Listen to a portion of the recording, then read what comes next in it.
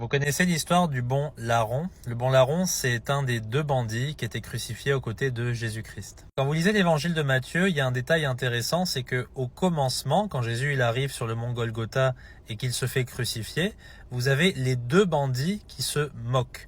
Mais quand vous lisez Luc à la fin de l'évangile, vous voyez qu'au bout d'un certain temps, le bon larron, c'est-à-dire le bon bandit, on va dire ça comme ça, il va arrêter de se moquer de Jésus et il va remettre l'autre bandit à sa place. Et ce fameux bon larron, il va placer toute sa confiance en Jésus-Christ. Il a très certainement été touché par le Fils de Dieu et il va lui dire la fameuse phrase « Souviens-toi de moi quand tu iras dans ton royaume ».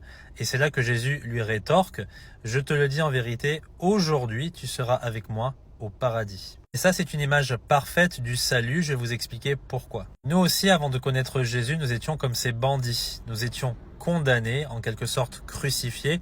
On ne pouvait pas faire quoi que ce soit pour s'échapper de cette condamnation. Parce que la Bible dit que le salaire du péché, c'est la mort, et tous ont péché et ne peuvent atteindre la gloire de Dieu. Et la Bible dit que tous les menteurs, leur part ira dans le lac de feu et de soufre qui est la seconde mort. Un seul mensonge est suffisant pour vous condamner en enfer. Et ce n'est pas par des bonnes actions qu'on va compenser. Ce n'est absolument pas possible, puisque dans une balance, on a plus de mauvaises actions que de bonnes actions et on le sait tous. C'est pour ça que pour qu'il soit sauvé, ce bon larron, il a fallu qu'il regarde à Christ et qu'il croie en lui. En d'autres termes, qu'il place toute sa confiance en lui, en ce qu'il va accomplir à la croix pour être sauvé. Jésus lui-même, il va dire en Jean chapitre 6, « Celui qui croit en moi a la vie éternelle ». L'apôtre Paul dira exactement la même chose en Actes chapitre 16, « Crois au Seigneur Jésus et tu seras sauvé ».